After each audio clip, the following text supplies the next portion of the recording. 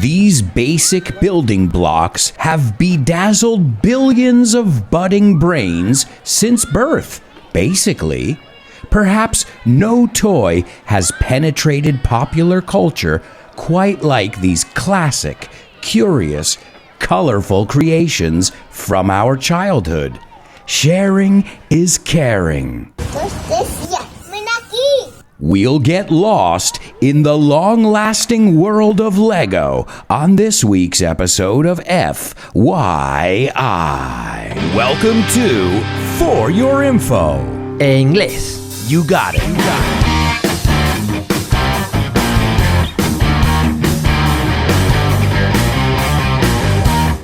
Hello, and welcome to another exciting edition of FYI. It's always a pleasure to have you on board, and I can't believe it. We are just trucking along. To truck along es mover hacia adelante. We are in the 4th season of the show, and boy, we have done so many topics. And boy es chico, pero en este caso es madre mía.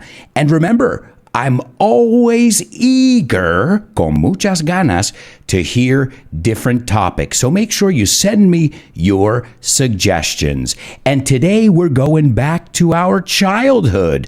Why not? Who doesn't want to go and relive their childhood? We've looked at a lot of episodes in the past where we have talked about our inner child, nuestro niño interior. Well, this episode is no exception. And anybody who knows me as a person, and that's most of my patrons, I would say, you guys know that I am a big kid. My inner child is alive and kicking, with no plans of dying down. And don't worry, to die down no es morir, sino ir perdiendo fuerza. And just a quick reminder, we have an episode on toys if you want to hear about all kinds of different toys.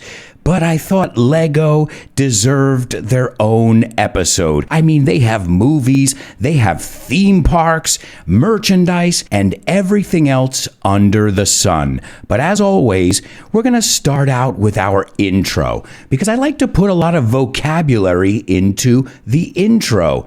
I didn't do that on purpose. Into the intro. I started off the intro by saying these basic building blocks.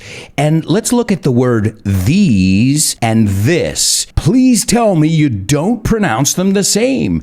This, uno, este, and these, estos, plural. This is page 1 in the Vaughan Systems manual. And you'll be surprised at how many people write this people. Sería these people. So remember, this, singular, and these, plural. And these are building blocks. Speaking of building blocks, because obviously building blocks are children's toys. But also, building blocks are the foundations of something. So when we talk about atoms, átomos, for example, we're talking about the building blocks. And then I said they have bedazzled billions. And to bedazzle, I love that word, deslumbrar, I think would be an appropriate word in Spanish. They've bedazzled billions, miles de millones, of budding brains. And the word brain is cerebro. And the word budding, well, I think we looked at that in the gardening episode. So if something is budding, está floreciendo, incipiente, en sus ciernes, budding brains. Well, hey, I needed a lot of bees. Then I said since birth. Basically, perhaps no toy has penetrated popular culture quite like these classic, curious, remember, no es curious, it's curious, colorful, coloridos, creations from our childhood. And your childhood is your niñez. And then I said a very common idiomatic expression.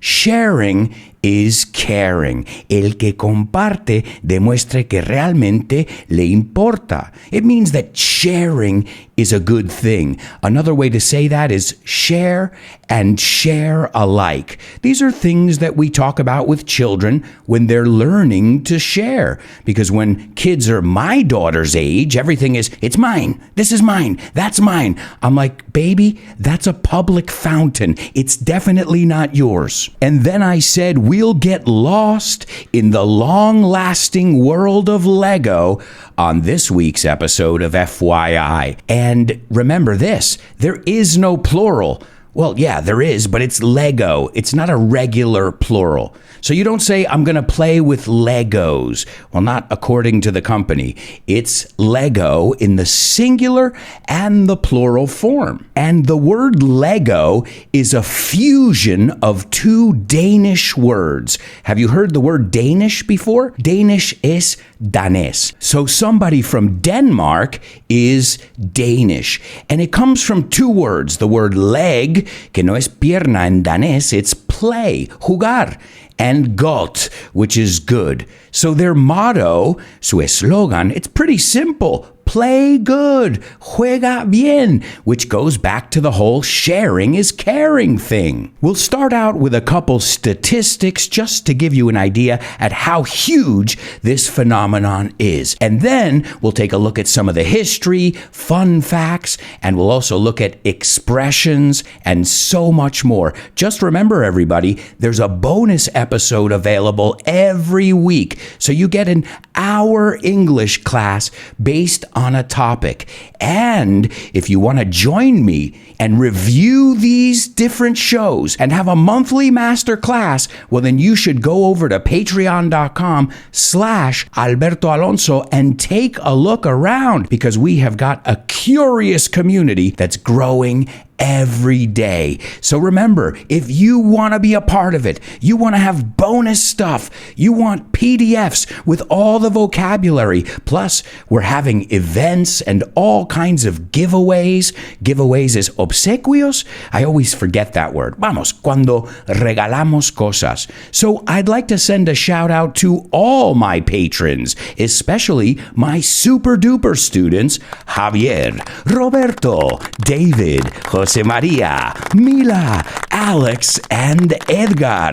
And don't forget about my interstellar students, Isa, Paco, Diego, and Carmen. If you guys want to find out more, go on over to patreon.com/Alberto Alonso and join us. Now, let's get back into those statistics I was talking about. Oh, and there's one I used to make a mistake with in Spanish, because you say estadística con D, no?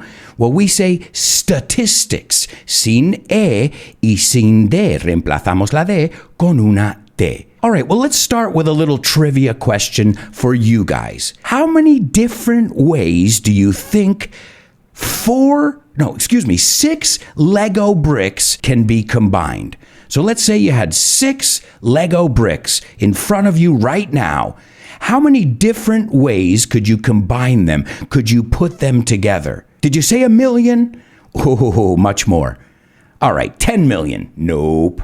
Y fijaos, no digo 10 millions, sino 10 million. No, you can combine 6 Lego bricks 915 million different ways. Now, talk about creativity and being able to do things your way, a tu manera. Also, 1,300 Lego pieces are made per second, por segundo. That calculates to 78,000 pieces per minute.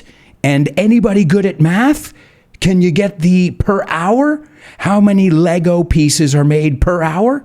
4,680,000 Lego pieces are produced per hour. And many of their manufacturing plants, sus fábricas, I think you say, are located in Denmark. We already said Denmark. Hungary, and the people in Hungary are Hungarian, and also in the Czech Republic, Mexico, all over the world. Here's another trivia question. How many employees do you think the Lego Group has? Or how many people do you think they employ? We can use it as a verb, to employ. Then you've got employee, who's the worker, and the employer, which is the person that signs the paycheck. La entidad que te firma tu nómina. Do you give up? ¿Te das por vencido? There are 18,000 employees working at the Lego Group. So that's a lot of people. And remember, they're not all just molding bricks. They have to have a marketing department. And let's not forget, Lego is so much more than just bricks. But right now we're talking a little bit about the bricks. How many different colors do you think there are in production? We're going to see how well you guys know your Lego facts. 60 plus. So that means there are more than 60 colors available. And remember, I just said that they have people making the different molds.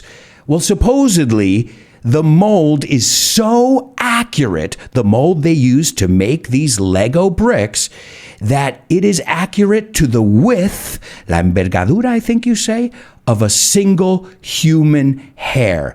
And they refer to this as clutch power. And to clutch something is como agarrar. And if you think about it, no matter how many times you put these bricks together and take them apart, they still seem to have a perfect fit. Well, according to the people at Lego, that's called clutch power. Also remember the word clutch is embrague. And another thing that makes Lego really cool, not just that they're so accurate and that precision, accuracy, all of those ideals are important to them, but also they stay true to who they were from the beginning. They haven't changed over the years. So you could have a Lego set from your parents, let's say from 1956. Well, that will still fit with the Lego bricks that were made as we speak. So that's something too, because you look at companies like Apple and they're constantly changing their own products. So you can't use the same headphones with a phone you had last year, not Lego. And I like that. I'm a traditionalist in certain ways, especially when it comes to toys. And we'll learn in the bonus part just how much we can learn from these educational toys. But right now, let's take a look at some of the history. They were invented by a guy named Ole Kirk Christensen, and he created the Lego Group in the year 1932. As I said, he was a Danish carpenter. A carpenter, evidentemente, es carpintero. Y pájaro carpintero, a woodpecker. Sí, solo hay que pensar en Woody Woodpecker. Well, he started making wooden toys in 1932. It wasn't until 1949, though, that he patented the famous interlocking wooden version of the Lego brick. So there's an interesting fact too. The original Legos were not made of plastic. They were made of wood. Who would have thunk it? wood. Okay, really bad joke. Y thunk no es una palabra. Sería who would have thought it? Pero como se dice como en plan estupefacto, como no me lo creo, we usually say the word incorrectly. Es frase hecha. Who would have thunk it? And from 1949 to this day, the company has continued to evolve. As I said, they don't just make toys. But we'll talk more about the theme parks and the movies a little bit later. I want to talk about licensing because intellectual property is big business. Es un gran negocio. And the first time that they worked in this business was in 1999. They licensed it to Star Wars. And well, as we see, that really worked. And now that's just one of the many intellectual properties. But it all started with Star Wars in 1999. And you know what? Thinking about it, it seems seems like they've been doing it for much longer than that. But also remember, they had ones like the Taj Mahal, like the Seven Wonders of the World and the Empire State Building and the Statue of Liberty. But this was the first time it was based on a movie, or as I said before, intellectual property. And Boba Fett from the Star Wars Cloud City Lego set is one of the most rare and most collectible Lego minifigures in the world. And I was taking a look online. Some of these go for a lot of money. And to go for is se venden por mucho dinero. Let me give you an idea. The Millennium Falcon, speaking of football, no, speaking of Star Wars, the 2018 Millennium Falcon, which isn't even that old. I'm not talking about a toy, a collector's item from 1977. I'm talking about something that's just a few years old. And right now, if you can get your hands on that in mint condition, mint es condición de fábrica, buenísimo, $800. Guys, we're talking about little pieces of plastic. So some people get Lego and they don't really put them together and take them apart. They keep them in the box, which is another way to enjoy Lego. Now, I have to say, I've never been good at collecting things because for example, I had a Buzz Lightyear in the original box.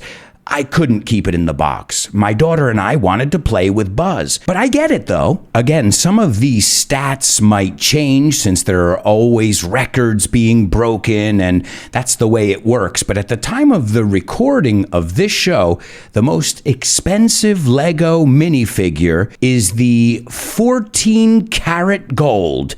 What? Karat? Zanahorias? Well, no. Quilates. It sounds the same. They're spelt differently. See, guys, this is something that you'll find in the PDF documents. So remember that. If you're a patron, for as little as €3 a month, you guys can follow along and look at all the vocabulary I'm saying as I say it. And hopefully, you'll repeat it aloud. Well, this minifigure, this Star Wars 14 karat gold C-3PO, is said to be worth $200. And I know what you're thinking. $200? That's peanuts. Guys, we're talking about something that's smaller than your pinky.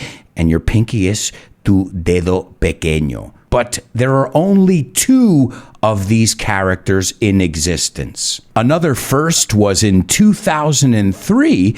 They made these NBA basketball minifigures.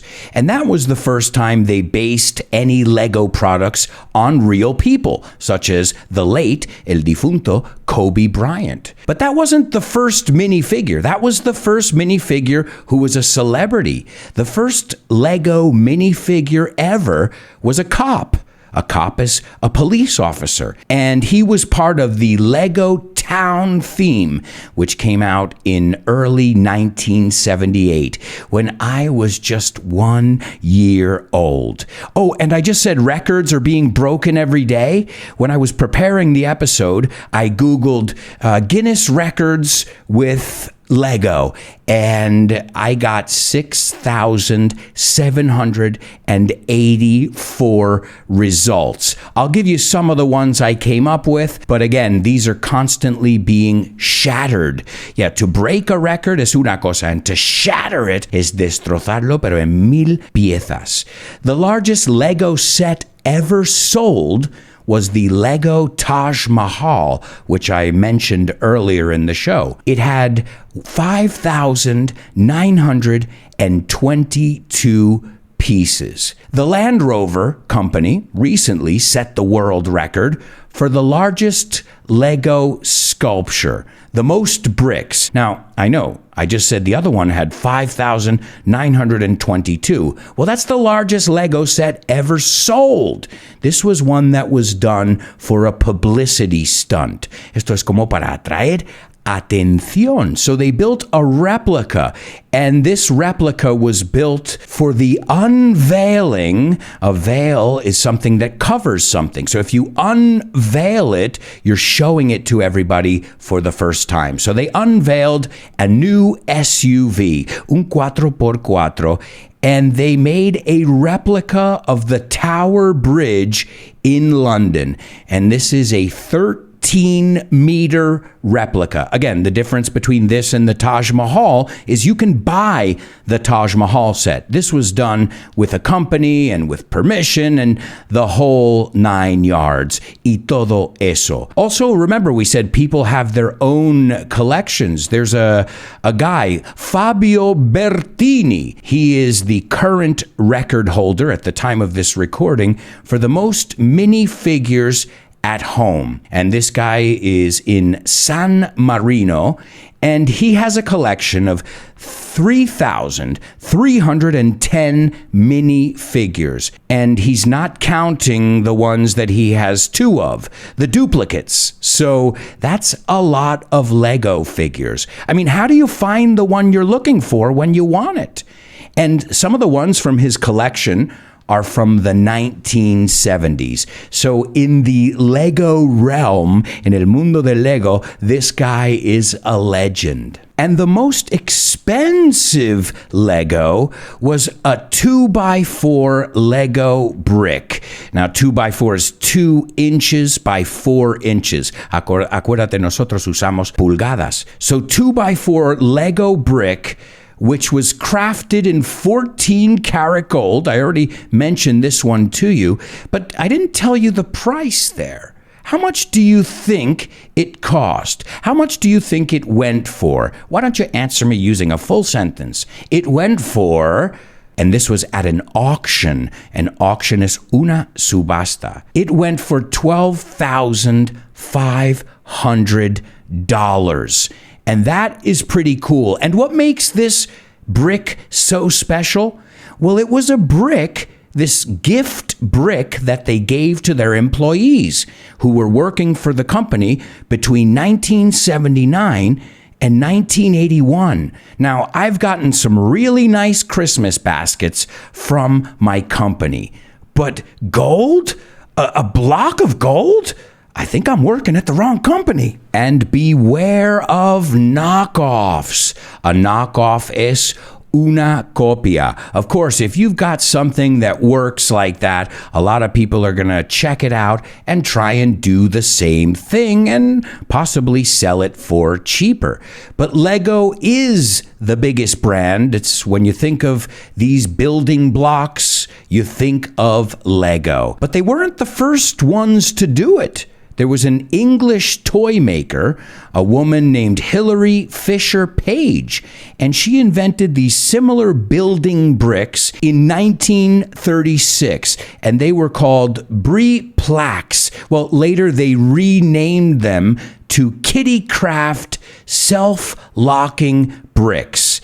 But Lego wasn't going to have that. They said, no, man. We're the most popular. Even though you came first, we perfected it. Perfeccionar. So in 1981, they acquired the residual rights, los derechos residuales, in the Kitty Craft brick designs in a court settlement. So they took them to court and Lego won. I guess that's why this episode is about Lego and not Kitty Craft. And that's not the only lawsuit or settlement they've had. Recently, they won a major intellectual property lawsuit against a huge counterfeiter in China, a company called Lepin, and they were trying to do their own knockoff of Lego. And Lego found out and they went after them. So there's something we can say here. Lego must have good lawyers. But putting all the drama aside, because any major company has its share of drama, this company has reminded many of us of our childhood, even our parents of their childhood, and who knows, maybe generations to come. And as we said, there are a lot of imitations, but as we say in English, accept no imitations. And I'll tell you the same thing with FYI. There are a lot of English shows out there, but there's only one FYI. Accept no imitations. I sure hope you'll join us in the bonus part of today's FYI.